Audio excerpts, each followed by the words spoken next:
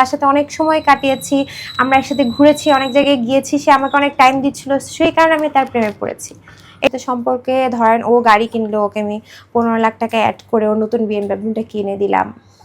তারপর হচ্ছে বিভিন্ন সময় ওর এই দরকার হতো, ওদের বাসার জমি ছাড়ানোর জন্য দরকার হতো, এরকম করলে অ্যারাউন্ড 40 আচ্ছা আমার একটা 50 কথা, 40 লাখ টাকা কাকে দিলেন আপনি?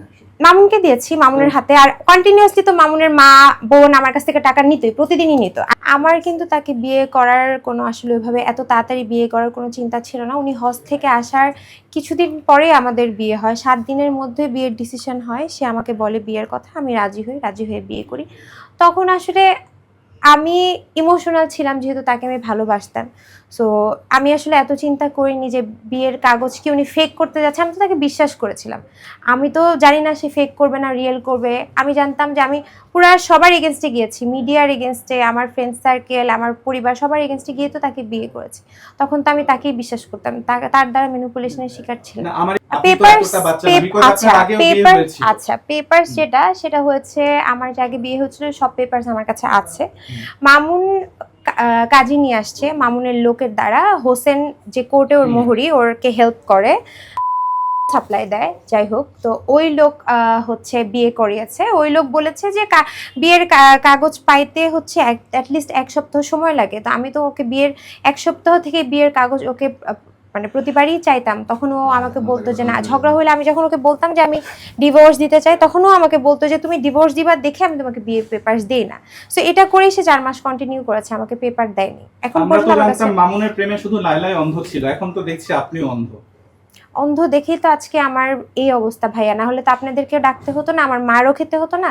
ফ্যামিলি, মিডিয়া, সবার সামনে, সোশ্যালি আমাকে এরকম অ্যাবনর্মাল একটা সিচুয়েশনে পড়তে হতো না। আমি না পেরে আসলে আপনাদেরকে ইয়ে করার আমার লাইফ। আপু আপনি বললেন যে হচ্ছে হজ করার পর আপনাদের বিয়ে হয়েছে, হজ করার কয়েকদিন পর এসে বিয়ে হয়েছে। জি, তার আগে তো আপনাদের একটা সম্পর্ক ছিল। জি, সম্পর্ক ছিল এবং বিচ্ছেদও ছিল। আপনি কি দেখে, তার আগে তো সে একটা খারাপ মানুষই ছিল তওবা করার আগে, তো তার প্রেমে আপনি কি কারণে পড়লেন? ভাইয়া আমি যেহেতু আমার আগেও বিয়ে হয়েছিল, আমি ব্রোকেন ছিলাম। আপনাদেরকে আমি বারবারই বলছি যে আমি ব্রোকেন ছিলাম। ওই সময় আমি অনেক ডিপ্রেস ছিলাম।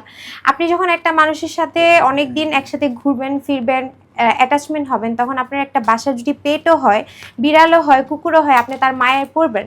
টাকা ভেঙে ওদের ফ্যামিলিতে খরচ করতাম। ও যে রূপায়ণ লেক ক্যাসেলে বাসাটা থাকতো, এটা পুরোপুরি আমি চালাতাম। আমার এফডিআর ইয়েও আছে, আমি আপনাদেরকে দেখাতে পারবো। প্রথম একটা ইন্টারভিউ নিতে গিয়েছিলাম আমি, তখন দেখেছি আপনিও আঘাতপ্রাপ্ত এবং মামুনও আঘাতপ্রাপ্ত। তো সেই কারণে আপনার চেহারাটা দেখানো হয়নি। না, আমার চেহারা আমি দেখাইনি, কারণ আমি আঘাতপ্রাপ্ত ছিলাম, এই জন্য চেহারা দেখেনি। মামুন আঘাতপ্রাপ্ত কিনা, মামুন যখন আমাকে মারতে আসতো, ওকে ফিরাইতে আসতো যখন মানুষ, তখন ও হয়তো ইনজিওর হয়েছে, আমিও কি ইনজিওর করিনি। আপু আমার একটা, আপনার ইনজুরিটা আমরা বেশি দেখছিলাম, আমরা জি, আমার ফোনে ছবি আছে ভাইয়া। আমার হচ্ছে এছাড়াও অনেকবারও আমাকে ইনজিওর করেছে, বাট আমার সবকিছু ডিলিট করে দিয়েছে, যেহেতু আমার ফোনের অ্যাক্সেস ওর কাছে ছিল।